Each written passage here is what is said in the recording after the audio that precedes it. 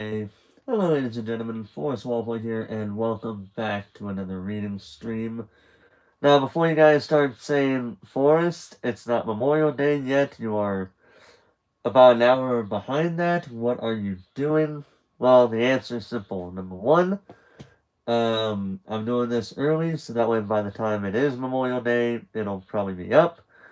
And number two, because I don't know what's going to happen tomorrow, so I'm just doing this well in advance, just in case, because you never know what the tomorrow is going to bring for for myself or any of you guys watching this. But in any case, today I am going to be reading a section of the book that you see in the title, titled in the preview picture, titled "Walk in My Combat Boots." This is this is a compilation of stories said by um said by our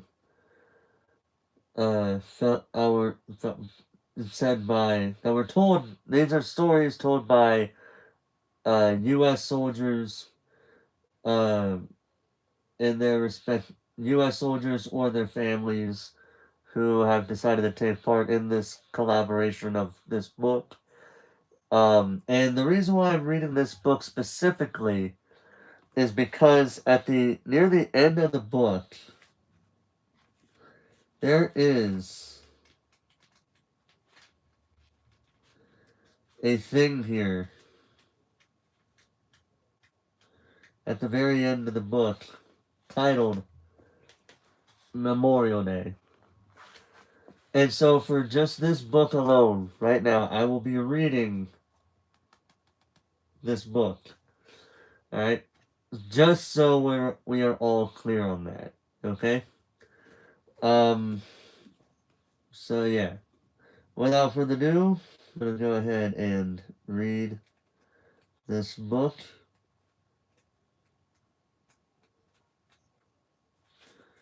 Well, not the book, but the part of the book that I'm about to read. This is Coda Memorial Day. So I'll be reading this. So I'll be reading this to commemorate Memorial Day as a whole. So join me as I read "Walk in My Combat Boots" section Coda Memorial Day.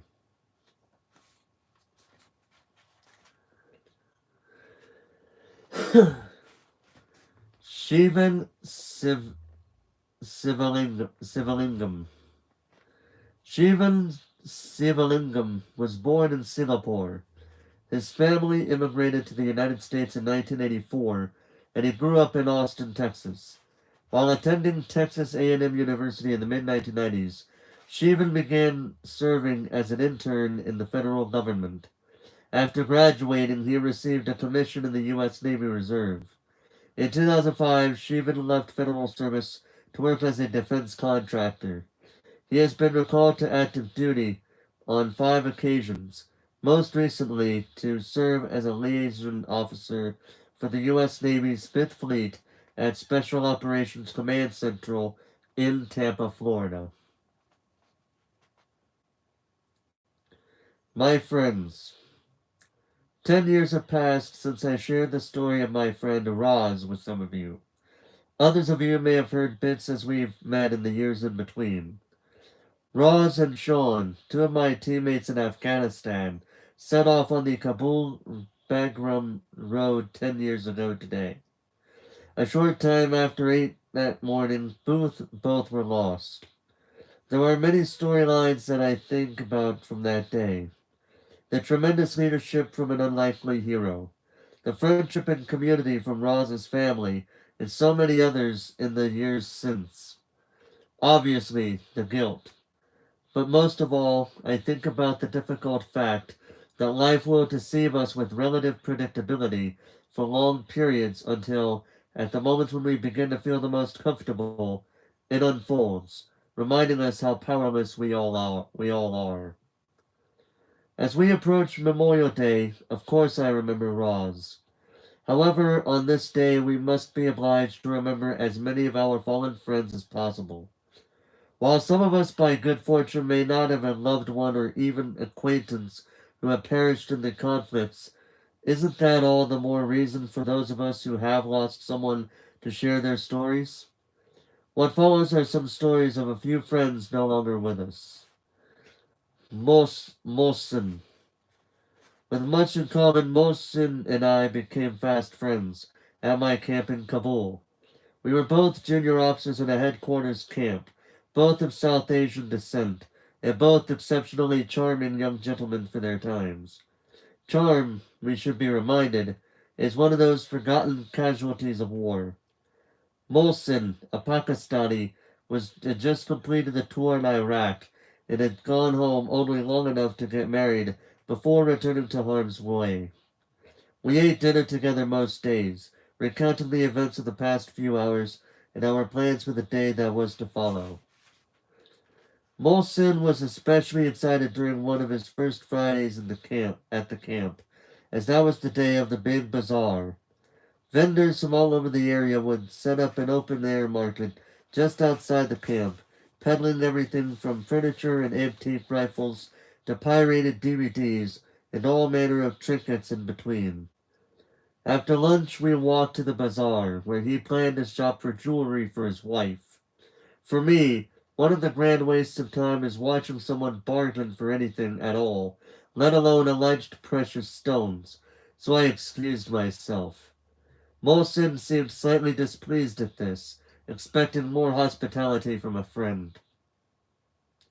When we met up for dinner, Molson, with unnecessary enthusiasm, displayed his prize catch of the day, a beautiful lapis lazuli necklace. He stayed on the topic for some 45 seconds longer than necessary to convey a message that I believe should never have exceeded 10. I took this as gloating, as implying that I should have kept his company at the bazaar. Never accused of refusing an opportunity to humble a good friend, I reminded him that the only difference between a jeweler and a thief is a handshake.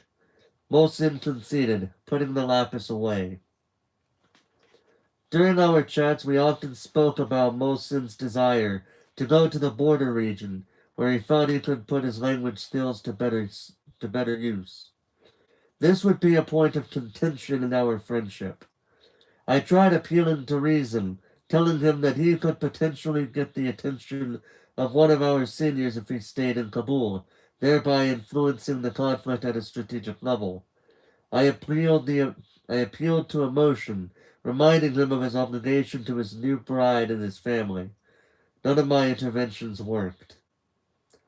The border region was unsafe for all Americans, but it would be especially unsafe for Molson. Locals he encountered there would quickly identify him as a native.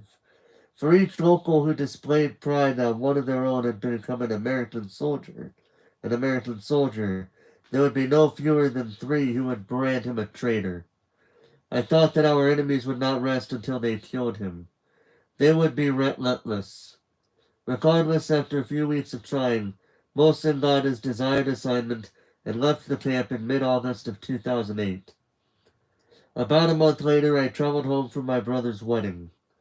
On a random day, I looked at the faces of the fallen in the local paper. You don't ever look at that section expecting to see someone that you were just eating dinner with. Not because the person was out of harm's path, but because you expect that you will get the bad news in a more direct way. But Molson had arrived at our camp by himself, and he'd left by himself. In the few weeks he was at my camp, he got to know only a handful of people. When I got back to Kabul, I looked up the incident reports. Molson had been assigned to a camp where they frequently went out on missions.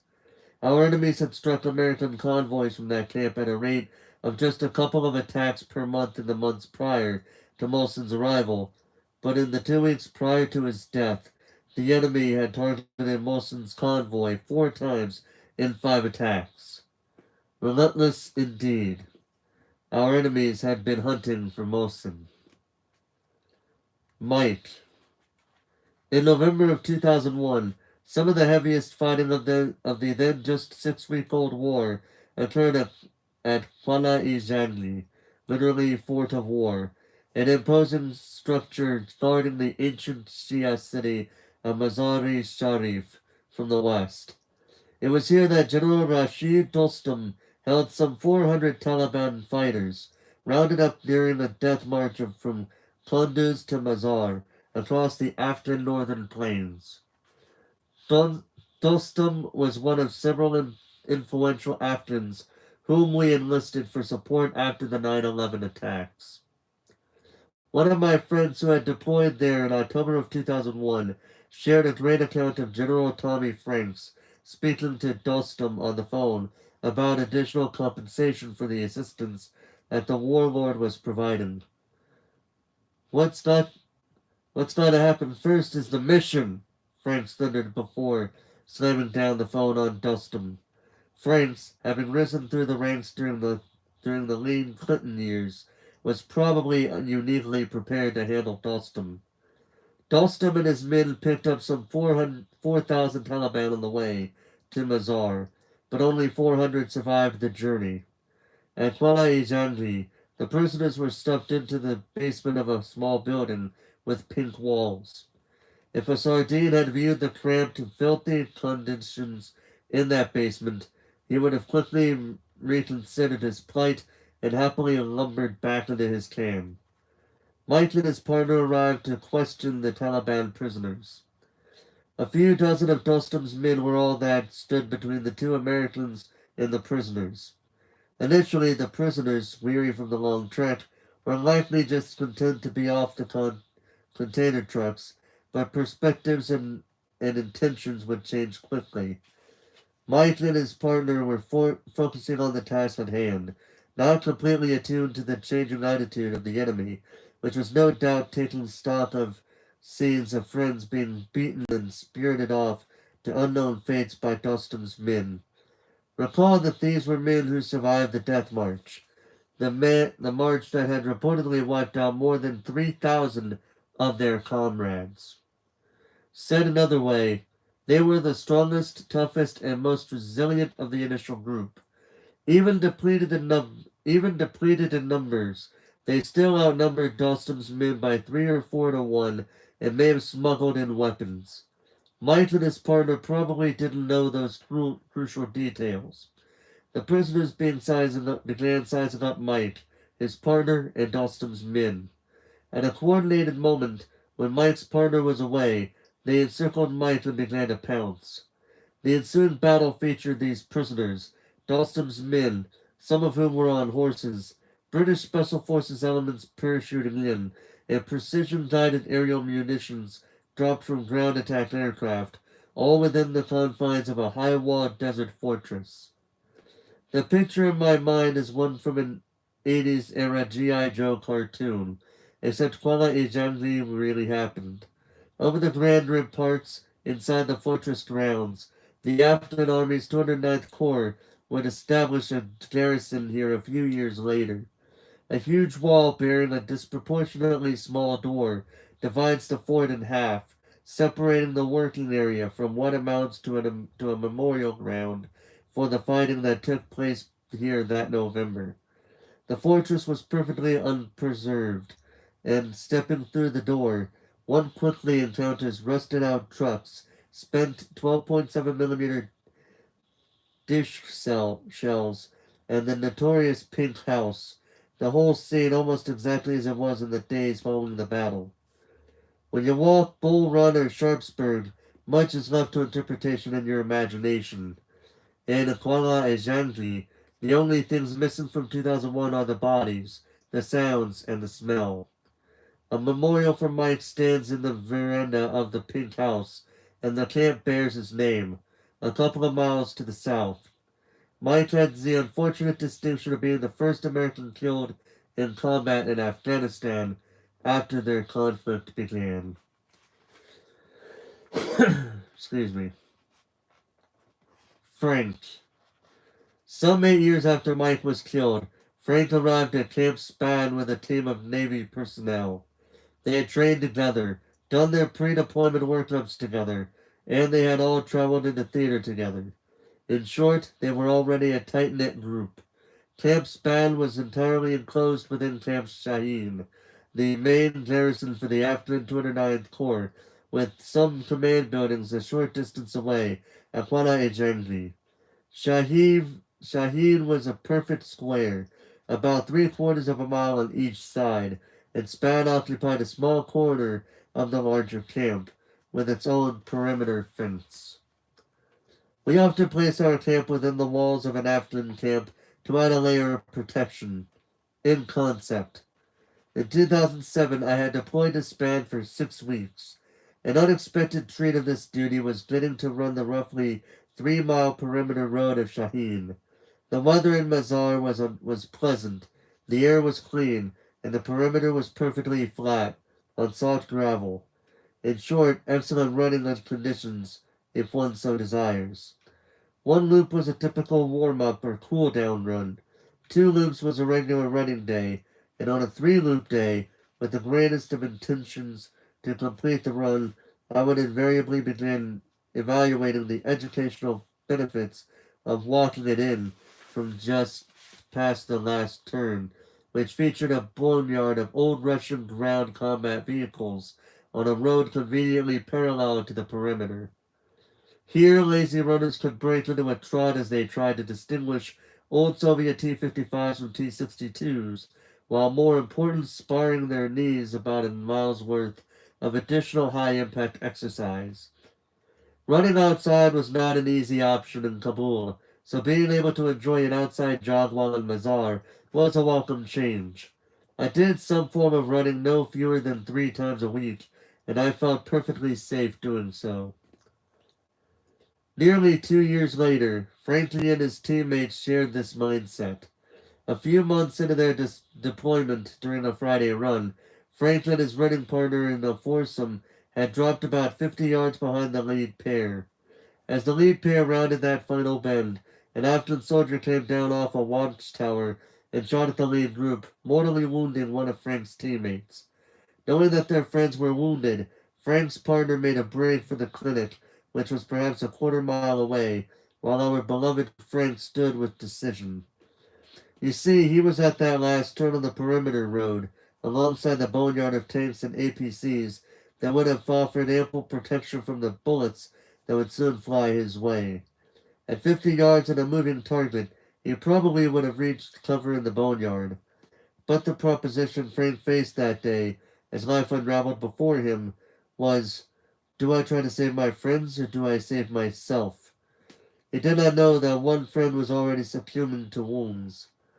It is a peculiar condition in humans, common even in the worst of pessimists, that when confronted with the prospect that one of our best friends has suffered a fatal accident, even one we have witnessed, we believe they are still alive. Some may explain this behavior as part of denial, but there is more to it. Our best friends are not mere mortals. They are our role models. They are our superheroes. Mere car accidents or bullets or IEDs cannot end them. Their superpowers will carry them a little longer. In short, Frank charged the gunman that day, believing he would save his slightly wounded friends. As he approached the gunman, Frank yelled out, running toward him but zigzagging as the gunman attempted to get Frank to his sights. 2 of Frank's teammates survived injuries and live today because of his bravery. Frank is buried in Arlington. I visited his gravesite a few Memorial Days ago with 2 good friends. One of them, a graduate of the academy, had just walked us over to the markers of a few of her classmates. It was a mini reunion of sorts for her school, but also a solemn reminder of the lives we have given in these conflicts. Folks were remembering Doug, Travis, and many others.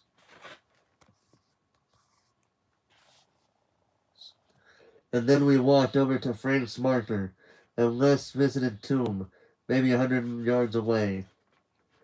Along the way, I was sharing the account of Frank's bravery that I shared above. As we neared his marker, I noticed 3 young ladies whom I had never met, and each was distinctively familiar. They looked back at the approaching group like sentinels standing a solemn watch, guarding a specially hollowed ground. Indeed, they were. Still a little shook, I said, "Hello, Brooke," to Frank's wife, who turned to his sisters to say, who's this?" Frank's mother then turned to me and, having no need to introduce herself, politely did so anyway. She admitted that she had overheard the story I had been sharing about her son. "Did you know him?" she asked with a pause as if to indicate that, while she could not place me from all the years past, the pictures, the emails, and the visits, surely I must have known him from the detail of the story. I replied with a resounding no, without offering an explanation, knowing that there is always an incredible pride that falls over parents when they come into the company of complete strangers who speak so highly of their child's greatest deeds in life. She smiled. Rosalind Ross Schulte was from St. Louis, Missouri. She was an officer in the Air Force and graduated from the Air Force Academy. She was residing in Hawaii at the time of her deployment. She was killed in action on May 20th, 2009. Sean Pine was from San Antonio, Texas. He was a retired Army officer. He died of wounds on May 20th, 2009. Mohsen Naqvi was from Newburgh, New York. He was an Army officer. He was KIA on September 17th, 2008. Johnny Spann, aka Mike, was from Marion County, Alabama. He was a Marine Corps officer. He was residing in Northern Virginia at the time of his deployment. He was KIA on November 25th, 2001. Francis Toner was from Rhode Island. He was a Navy officer and graduated from the Merchant Marine Academy. He was residing in Hawaii at the time of his deployment. He was KIA on March 27th, 2009. From Manama with Love, Shivan. Ginny Luther. Ginny Luther's son, Lieutenant Robert Bart Fletcher, served in the Army. His MOS was cavalry. He was a tank commander based out of Fort Hood in Texas. When Bart turns 16, he decides he wants to go to Portugal as an American foreign exchange student. He thinks being fluent in a foreign language will help him get into West Point. Getting in will be a challenge, but Bart is a kid who thrives on big challenges, especially personal challenges. Challenging is the word I'd use to describe Bart. His father and I separated after Bart was born, and I became a single parent of 2 children, Bart and his older brother Nick. It was completely overwhelming. During the day, I worked at a psychiatric facility with very young children who were suffering from emotional disabilities, and I returned home each every evening to a child who acted like a tyrant. He was defiant and disruptive and had major temper tantrums. He was also very precocious and very bright. At 18 months, he was talking at the level of a 4-year-old. People couldn't believe the stuff that came out of his mouth. He was enthralled with guns at a very early age. He would make one out of his toast and pretend to shoot me, and I was mortified, partly because I'm scared to death of guns. My dad took his life with a gun when I was 14. I thought Bart would outgrow it, but his infatuation grew stronger. He kept asking me for a real gun, and I kept telling him no, and he kept having temper tantrums. His control issues were major, with me, but also with babysitters and nursery school teachers. It was just difficult. He was a kid I couldn't take out in any public forum because of his insistence that the world go his way. One day when he was 2, I was holding a wooden spoon and threatening to punish him when he turned around and pulled down his pants. "Come on," he egged me on. "Spank me, Mommy." Right then I had an epiphany. I have got to do something different. At that moment I realized the negative impact I was having on him, that my responses were dictating his responses, having a huge impact on him. He was 2. I was 31. What if I chose to respond differently? I was the one who had to change, not him. That moment started me on my own journey of shifting myself first. That meant to quit taking it personally and begin seeing Bart's behavior as a call for help. I created a peaceful parenting business to help not only Bart but myself, and Bart became my first client. His defiant characteristics were actually the characteristics of leadership, and my job was to encourage him. At a very early age, it became clear that he wanted to join the military. I want to serve my country, he told me several times. I want to support people's freedom. And now here we go. And I don't want him to know. Bart, I say, you can't go to Portugal and do the whole West Point thing. If you go to Portugal, do you realize that you'll be faced with what you'll be do you realize what you'll be faced with when you come back? You'll have to make up your junior year and do your senior year and apply to West Point. He stares at me, incredulous. You know what, Mom? My agenda for my life is not your agenda. You either are going to support me in this or you're going to fight me in this. Which way do you want to go? My jaw drops. He's 16. He's 16 and such a wise soul. He was always that kind of kid. I want to support you, I say. Okay, good. If you really want this, I tell him, then you have to create it. When Bart was 6, I married a man who had 2 children of his own. We have a loving, caring family, and Bart and I have a very, very deep relationship. When he returns home to Florida, fluent in Portuguese, we have a deep discussion about everything he learned overseas. He also tells me a lot of stuff I don't want to know, like how, when he arrived, the family that was supposed to sponsor him suddenly dropped him. They found him another family, but it wasn't an ideal situation. The neighborhood was too rough, and the parents were working ridiculous hours and weren't around to supervise their children, which forced him to negotiate this unknown dog-eat-dog environment on his own. Bart has to make up for all the academia he wasn't able to enjoy over in Portugal. He does that also jumping through all the hoops and doing all the things he needs to do in order to even apply to West Point. You know, he tells me, I'm a man now. Tell me why you think you are. The thing I realized when I was over there was that I'm the one who's responsible for me. Nobody's responsible for me, and I'm totally responsible for every choice I make. Yes, I say, you are. Now that I'm a man, I've fallen in love with Katie. I'm not surprised. They met when they were 15 and had been going out, or whatever the kids call it now, for a while. I would like to have sex with Katie, he said. I want to have it here, at the house, so I want your permission. Excuse me? Well, you know, I'm a man now, so that's great that you're a man now, I say. I'm so glad you are. I appreciate you asking, and the answer is no. I'm sure you'll figure something out, but it ain't going to be in my house. Bart gets accepted at West Point with a caveat.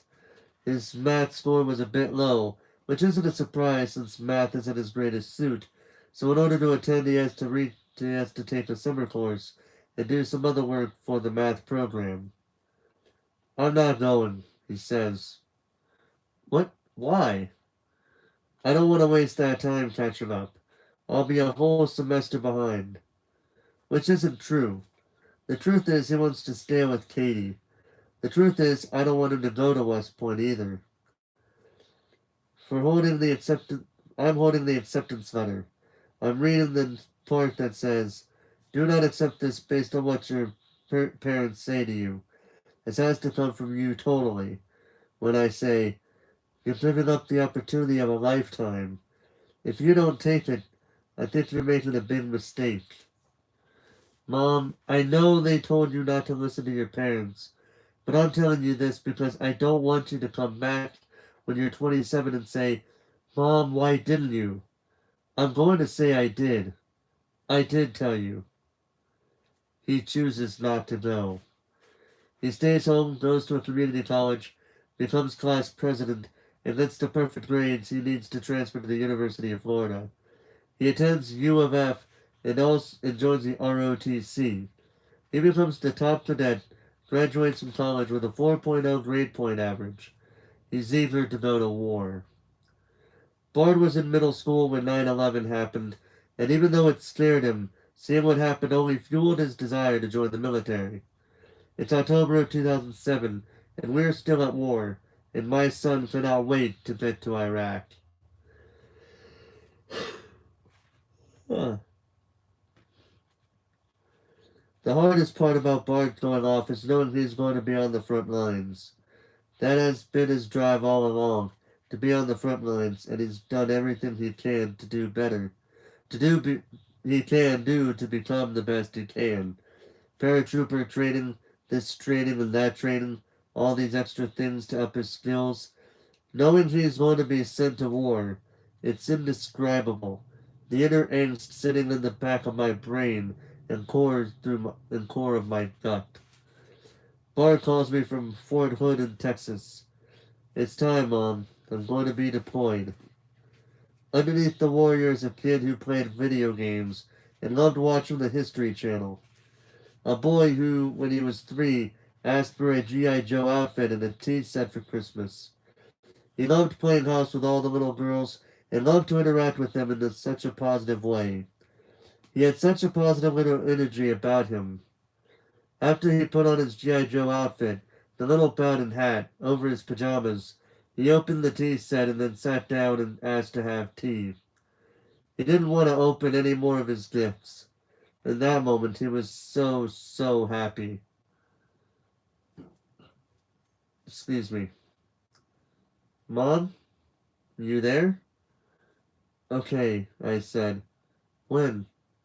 Next week. Okay. I'm flying you home in a few days.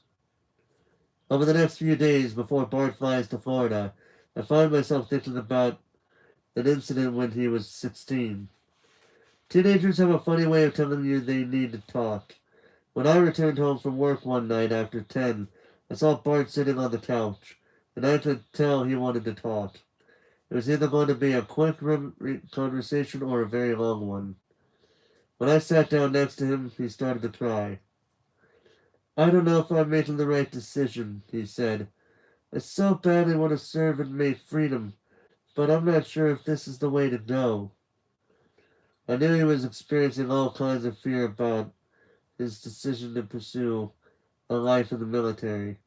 He knew we were at war, knew there would be a good chance if he joined that he would not be sent to another Afghanistan or Iraq. I want to be a hero, I said, but there's a problem. What? I'm not great. I know I'm not new here. Live a long life. Well, my heart was racing, my throat tight. What do you mean? I mean, I just know I'm not going. I just know I'm not going to be on this planet for a long time. I was completely stunned, and yet from the time it was born, I'd been her fan. That same, been her fan. That same feeling.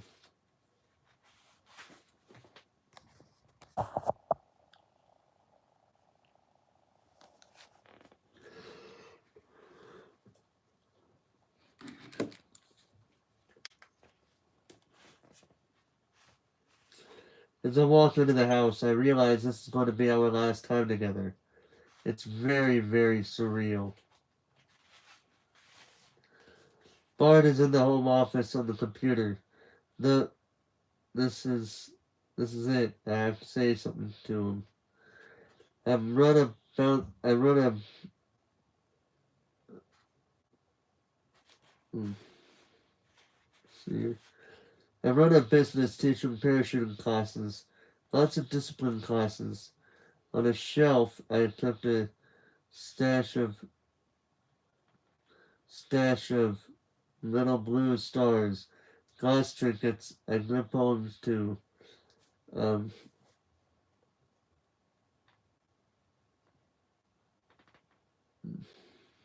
Yeah. Alright. T is for take a deep breath. A is for and. R is for relax. I take 1 star back because, uh, yeah. Mm-hmm. Mm.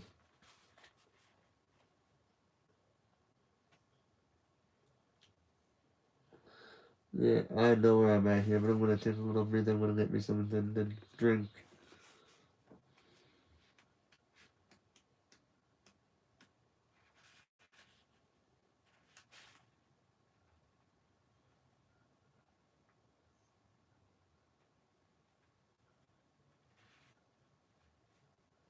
Mm. Alright, alright. Well, I'm gonna go ahead, take a little breather. I'll be right back.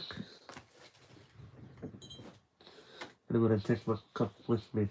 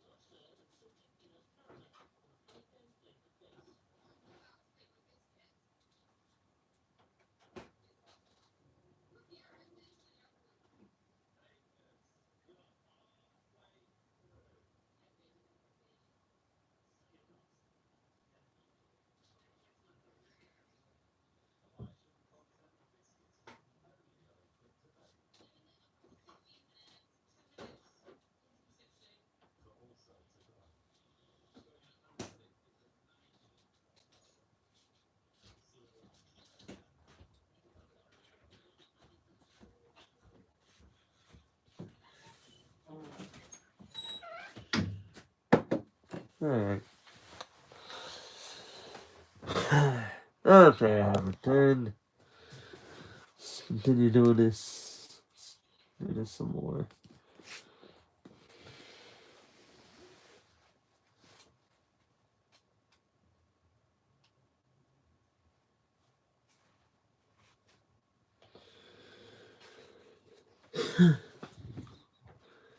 Alright, going back to this.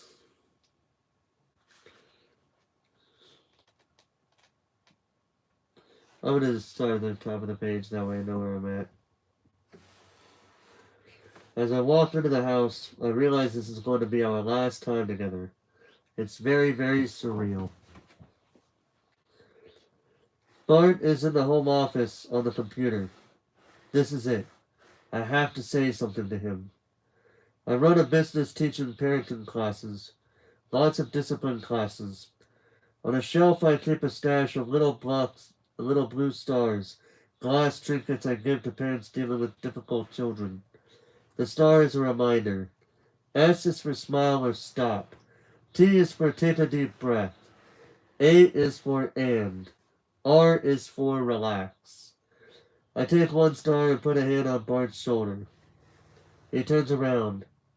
I put the star in his hand and say, Bart, you are a warrior. You are a hero. There are going to be times when you're really scared. So I want you to have this star to remind you to breathe. Breathe deeply. For your soldiers and for yourself.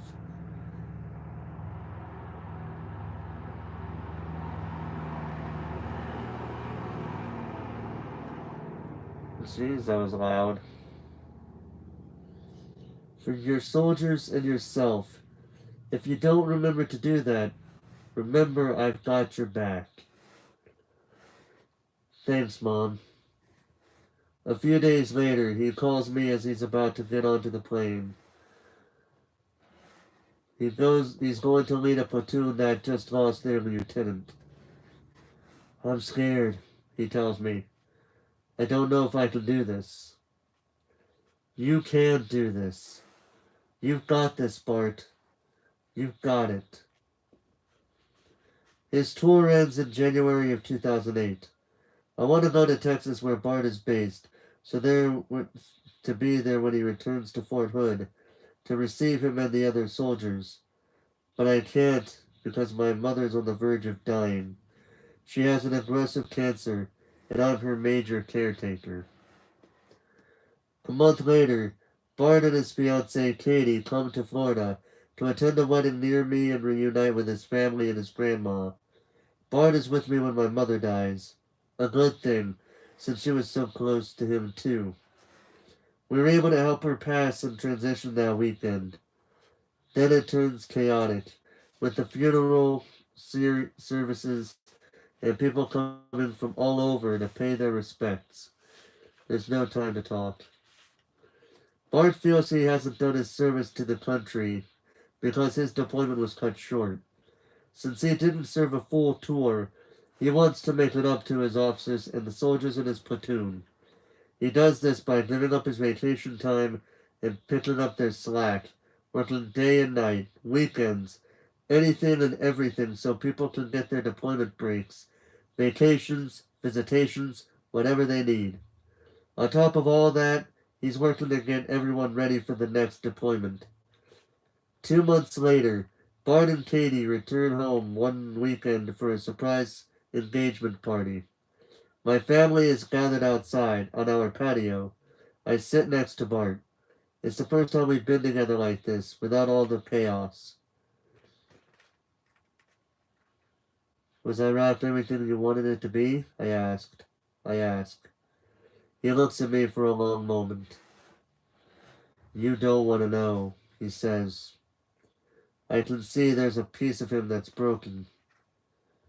I don't even know how some of those soldiers survived, he said. He says. But the thing is, it's not hard in Iraq, Mom. It's hard here. The soldiers here at home are hard to discipline. They don't respond to it. I'm dealing with domestic violence, stuff like that. I feel like I'm a social worker. He sighs, his gaze lingering on me when he says, it's more dangerous here than it is in Iraq. 2 months later, I fly out to Dallas to do a speaking gig. I want to drive to Killeen, where Fort Hood is based, to see Bart. I'm working long hours, he tells me. We're trying to get ready for deployment. I'm going to be really busy. You're not going to see much of me. I'm okay with that. When I meet Bart at Fort Hood, he seems so peaceful. I've never seen him so okay with himself, so at peace. He radiates so much joy as he takes me through his company and shows me the tanks. He's just so happy to be. He's just so happy with who he is, what he has, and what he's done. He climbs up on top of a tank. He's squatting, wearing his Stetson, and the sun is setting behind him. I wish I had a camera to capture this perfect moment, but my phone doesn't have one. He's looking at me, and I'm looking at him, and I say, stay right there, I'm going to take a shot. And I put my fingers up as if I'm taking a picture, and I make a clicking sound. He smiles. My beautiful son, who is in all his glory. It's the most amazing picture in my mind. It's the last one I'll ever have of him. 2 weeks later, two uniformed officers knock on my door.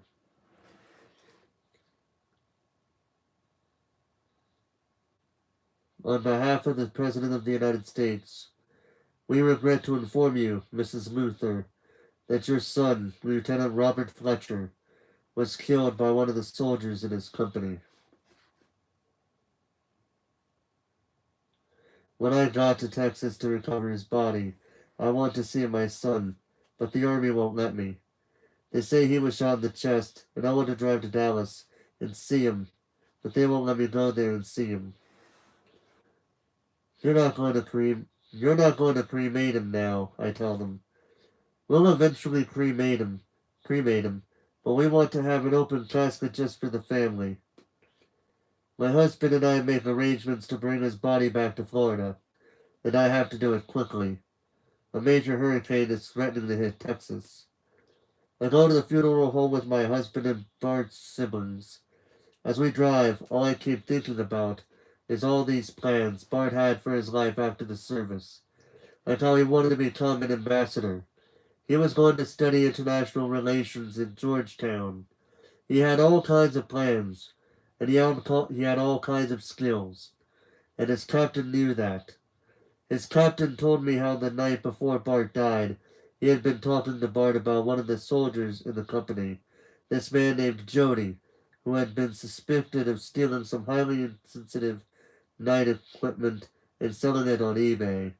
The original plan was for Bart to go to the captain's office, and together they would travel to the soldier's apartment, which was off base in Killeen.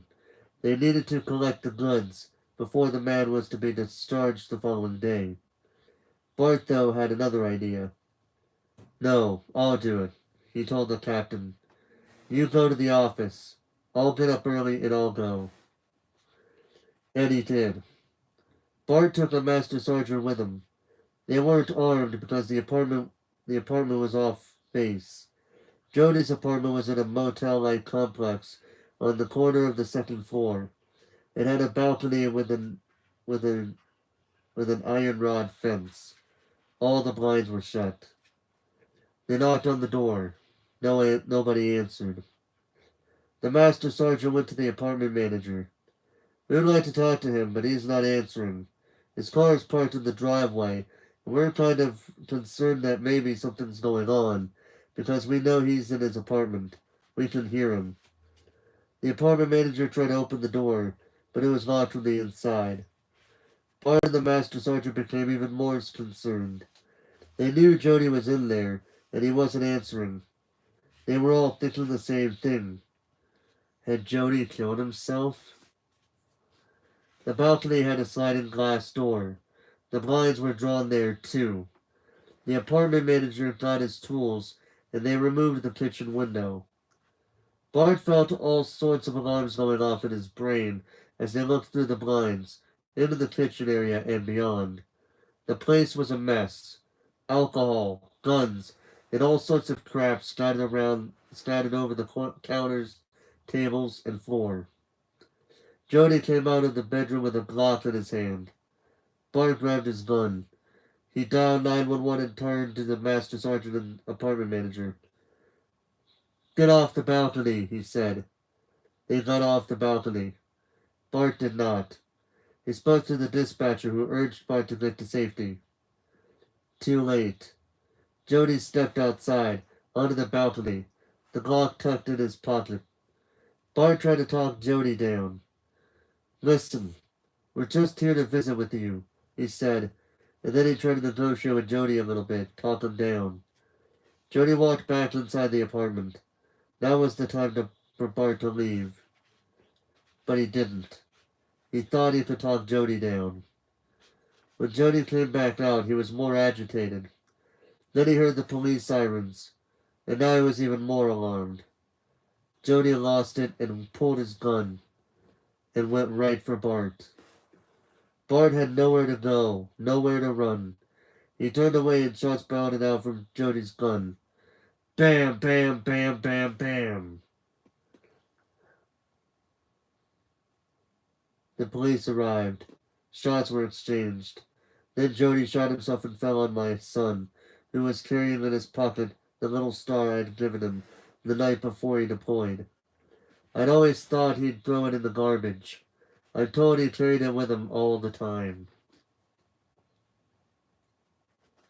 I arrive at the funeral home to see Bart. As they open the casket, I recall what the captain told me on the phone. You need to be prepared. Bart might not look. There might be a little shift in how he looks. I thought he was shot in the chest. He can't look that different. The person lying inside the casket doesn't even remotely look like my son. That's when my husband sees a bullet hole behind the ear. Oh my God, he says. I think he was shot in the head.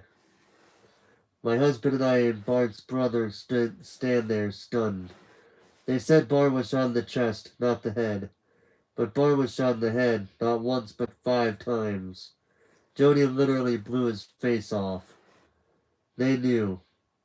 The army knew what had happened, but they didn't tell me the truth. They won't tell me why.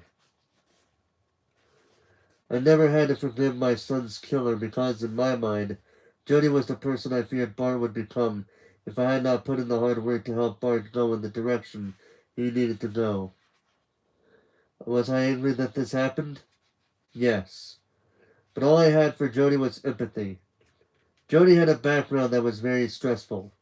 He experienced lots of trauma. The reason he went to war was because of 9/11.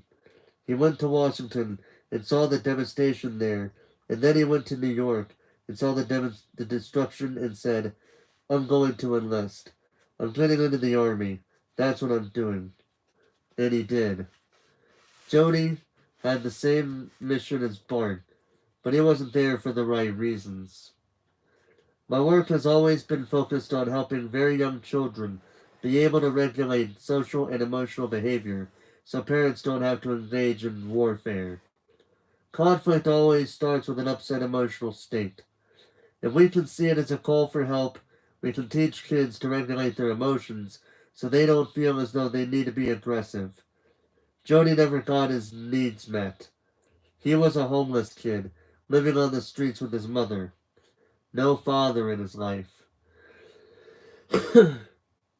He was very depressed and struggled all through school. He never got the support he so desperately needed. He never got a chance to learn resiliency, which is the ability to take disappointment and conflict and turn it into something better. Get through it. Which got me thinking, what if we built a foundation of early childhood centers that could help the Jodies of the world? These early childhood centers are mom and pop places, and most parents can't afford the high-tech schools, the family privileged schools, and nurseries that are out there. What if we could provide not only parents, but also teachers with the critical skills needed to help children build resiliency? That is the mission of my nonprofit, Bart's Blue Star Foundation, to transform aggressive,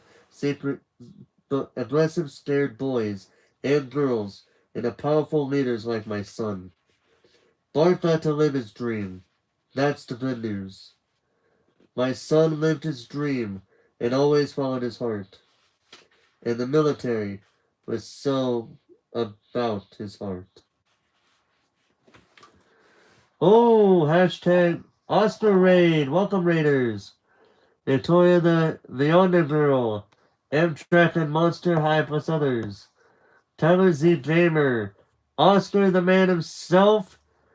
And Nikki the cute doodler and gamer. Where are you? You are in the middle of me doing a reading stream as a tribute to, as a Memorial Day special. Because the part of the book that I'm currently reading is titled Memorial Day. So I felt, because tomorrow is Memorial Day and it's almost Memorial Day and it's going to be Memorial Day for me in 10 minutes, I decided to read this so that way I could partly get it out of the way, but also partly to pay tribute to the fallen men and women of the of the U.S. military. That's what we're doing. And Oscar was streaming Mario Kart Tour. Nice. Hope you had a lot of fun. I hope you had a good time here with that. It's called Hangout Chat for Memorial Day Special. It's called a Memorial Day Special, but yeah. I am reading the book, but if you guys want to talk about certain things regarding Memorial Day, that's cool too. But know that if I'm reading, I won't be able to look at chat, but I'll try to pay attention to it.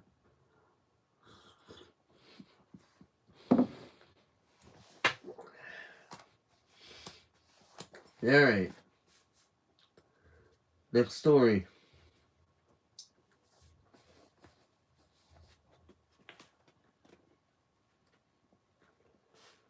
Rory Patrick Hamill.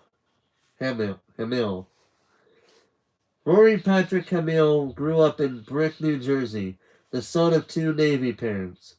Wanting to serve something bigger than himself, Rory joined the Marine Corps and, near the end of 2006, went to boot camp. He served from 2006 until 2012. He got out as a corporal.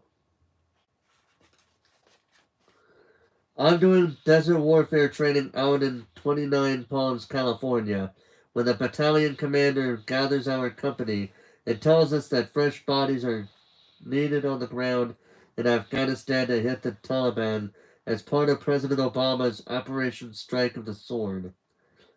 We're up next at bat, the battalion commander tells us. We are going to Afghanistan.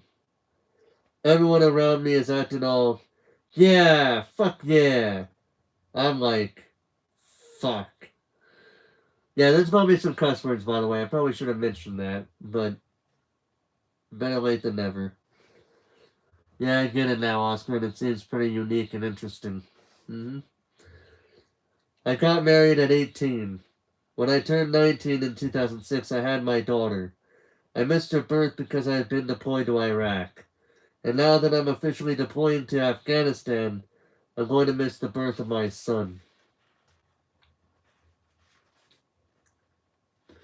Yeah, because not very many people do reading streams, and I just thought, you know what would be a good way to kind of, be unique in a way. Reading streams. Also because I love to read. As a matter of fact, these books right here, these 3 books right here, are previews of the books that I'm going to be reading next. The top one is titled American Assassin, which is R-rated completely. The book beneath it is titled is the novel based on the Five Nights at Freddy's movie. PG-13, even the book says so. And the bottom one there is a Star Trek The Next Generation book titled Triangle Imzadi 2. Those 3 are the next books that I'll be reading. And right here behind me, right here, are all other books that I'll be reading after those 3 books that I just said. But I'm doing it based on which book is higher. You know what I mean? So like the next book I'll be reading after those 3 would be based on the book that I'm seeing up there. Lemony Snicket's A Series of Unfortunate Events, Book 1, The Bad Beginning. So yeah, I try to be a bit unique, because people do gameplay streams. I see reaction streams, and I do those as well. But I decided to do a Memorial Day stream by reading a book based on stories from American soldiers from the U.S. military. Yeah.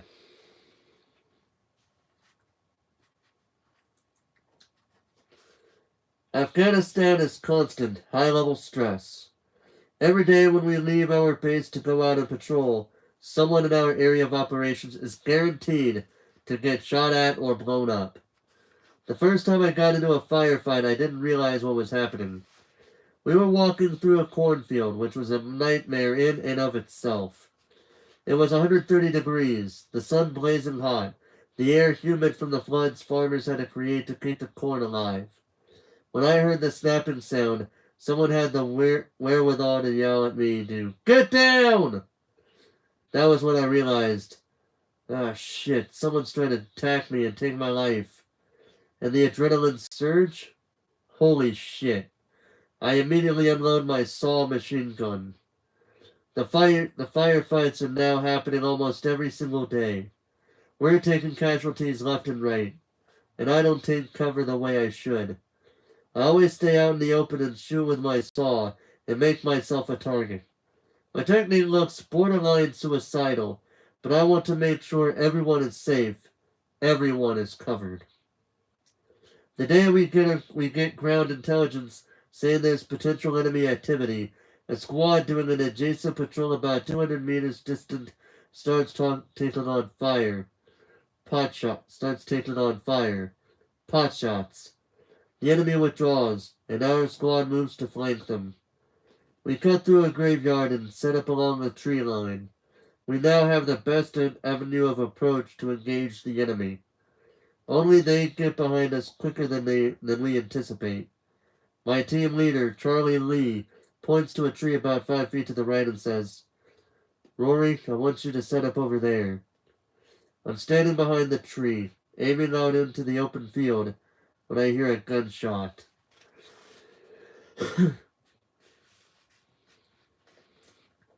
Where's that coming from? What? Charlie starts screaming. I got shot! I can see the damage. The round hit his shin head on. It blew out the back of his calf. We react immediately. Marine Corps rifle squads are designed so that if someone above you in rank gets wounded, you follow the succession of command, which in this case is me. I have to step up and become a team leader. The firefight is intense. The single most frenetic situation I've been in up to this point in my career. We fight with tenacity and ferocity as the enemy ambushes us from 3 sides. I keep looking at Charlie bleeding on the ground and think, oh my god, I failed him. I couldn't protect my team. We soon get bogged down and decide to pull into the other side of the canal. The enemy appears and we start getting shot at, which means we have to pull into the trench water. This is a major concern for us because Charlie has an open gunshot wound and a muscle and skin laceration on the back of his calf. That unclean water gets into his wounds. He's at risk of fatal sepsis. We call in a medevac in a gunship and then take cover while the enemy keeps firing at us. We wait an hour and a half until air support arrives. It feels like forever. The medevac lands directly in our field of fire. 4 of my guys drop their weapons, pick up Charlie, and start running through knee-high mud. I run alongside them and shoot anyone who pops his head out.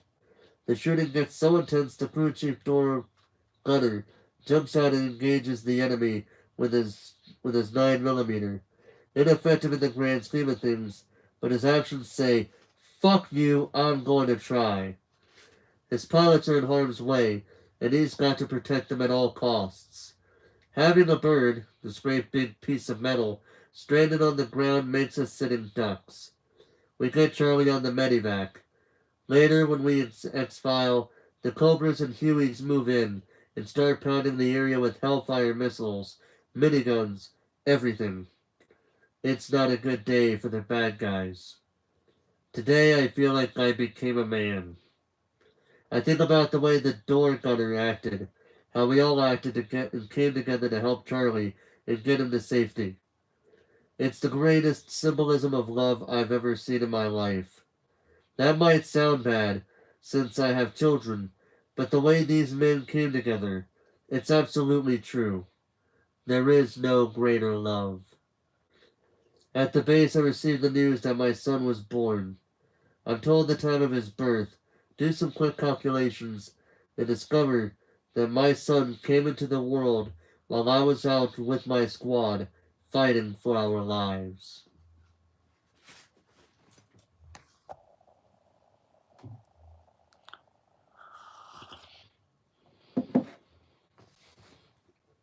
Two minutes from Memorial Day.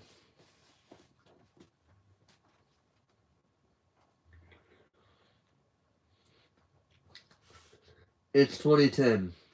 I'm 22 years old, married, and have 2 kids.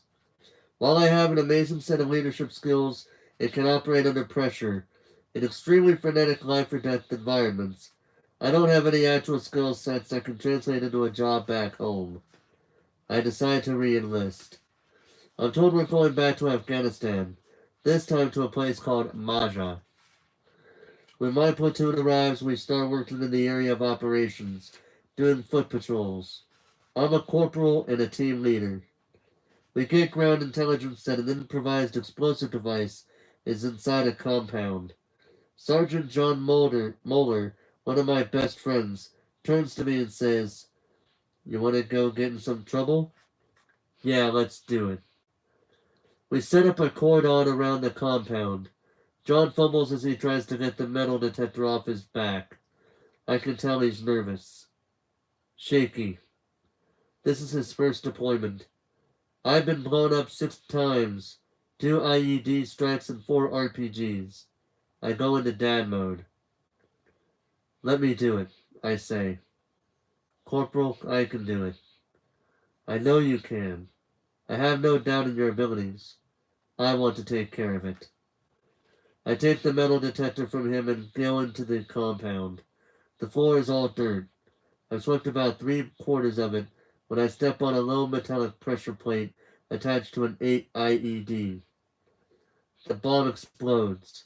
I'm launched 10 feet into the air, and then I hit the ground. I try to draw a breath and can't because the bomb sucked away the oxygen. There's smoke and dust everywhere, and I can't hear anything.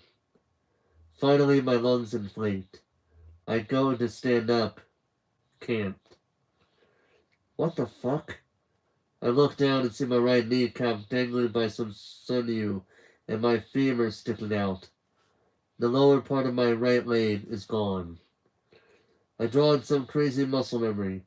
I go to grab my life-saving tourniquet in my right cargo pocket, but the pocket is no longer there. The only thing I can do is try to cut the flow of blood the best I can.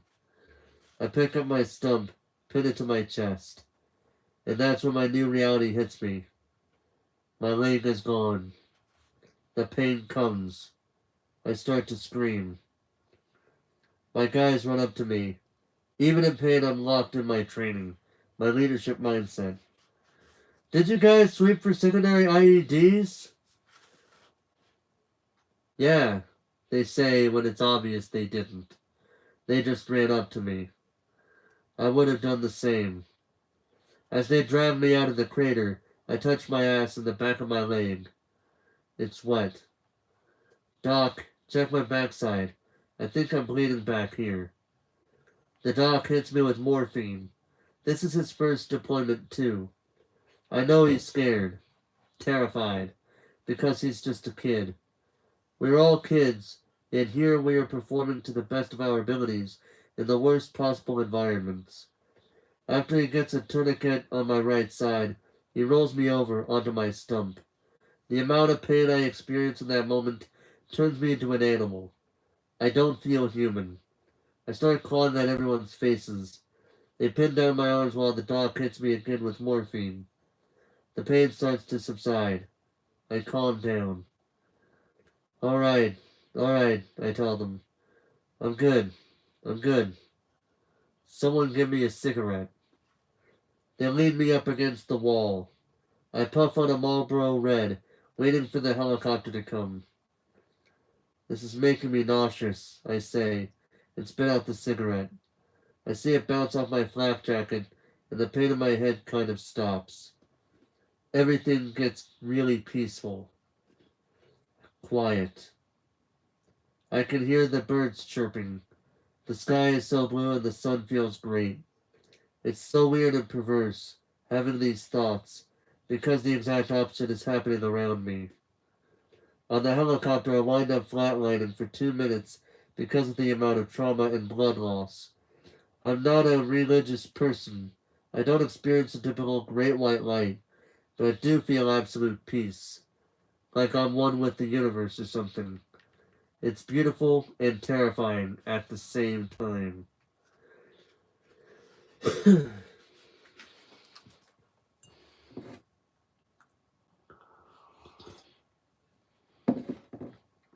also want to point out it is currently 12:04 a.m. and therefore it is now officially Memorial Day.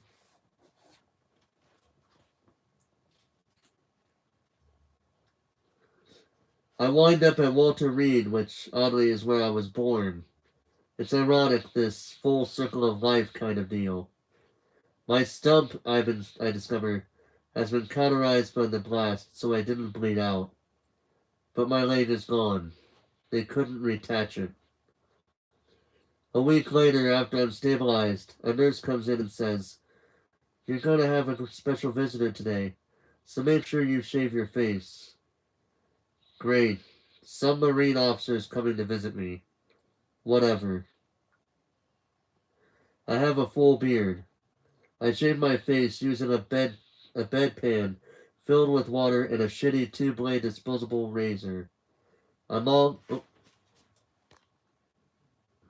I just seen that. I just seen that. Sorry. I don't know where it stopped at. So I'm just gonna go back to the paragraph I was on.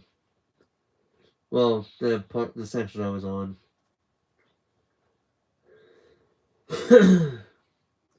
I wind up at Walter Reed, which oddly is where I was born. It's ironic, this full circle of life kind of deal. My stump, I discovered, had been cauterized by the blast, so I didn't bleed out. But my leg is gone. They couldn't reattach it. A week later, after I'm stabilized, a nurse comes in and says, "You're going to have a special visitor today, so make sure you shave your face." Great.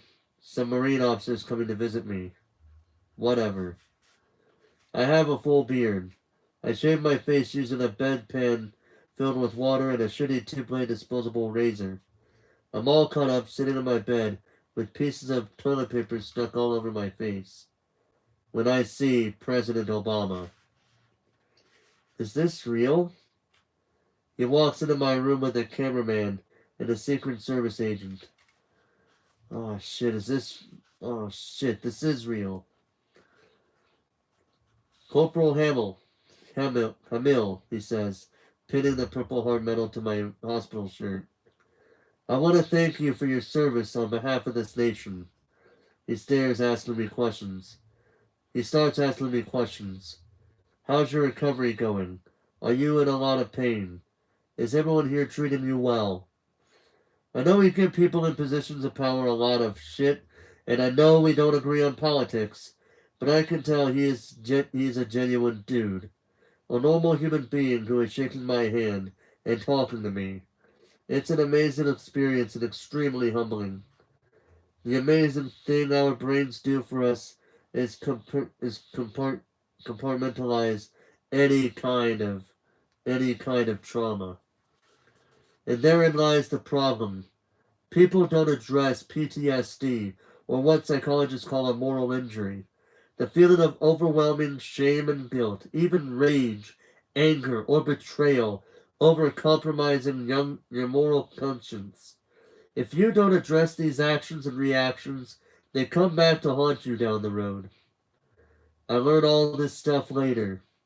Much, much later. I get my prosthetic leg 1 day shy of 3 months after having my leg blown off. I don't want to sit in bed. I want to get up and move. I want to recover. I have great motivation. My wife left me at the hospital. She confessed she did some extramarital shit while I was deployed. It fills me with such rage and anger that I decide I'm going to prove her wrong. I'm going to prove everyone wrong.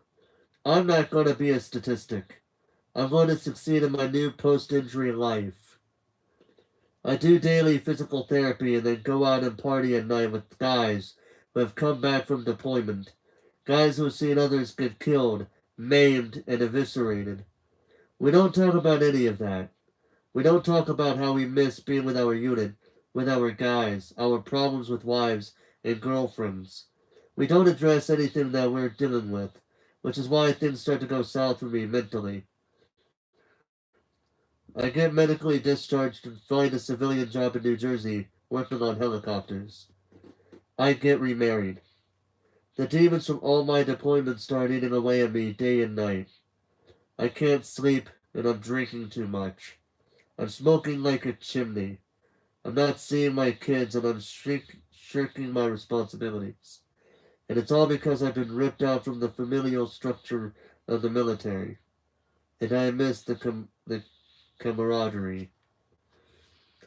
From day one in the military, your entire day is regimented. It's scheduled and structured down to the minute. You have a mission. You go out and get it done. Now I don't have anyone telling me to do anything. I don't have anyone keeping me in check. My second marriage ends. I find myself sitting outside a marsh by my dad's house in Atlantic City. I'm sitting in the driver's seat, holding a pistol. I raise it to my head, about to end my life, when for maybe half a second, my kids flash through my mind. What the fuck am I doing? I start crying.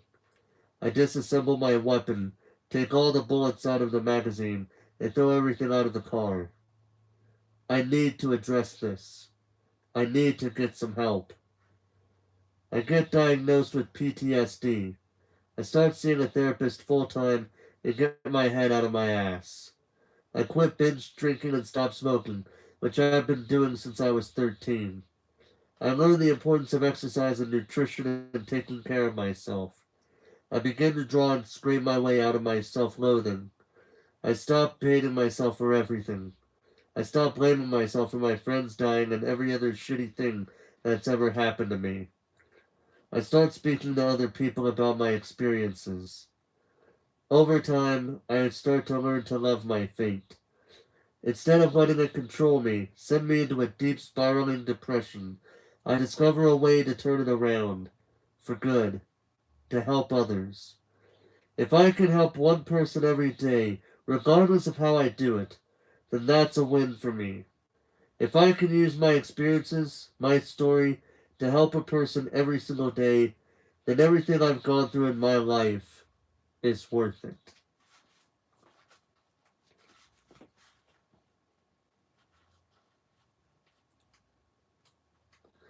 Yeah, now they have like a Q&A thing for a number of soldiers. But since that isn't technically um well actually let me take a look at the questions and then we'll see what they got here.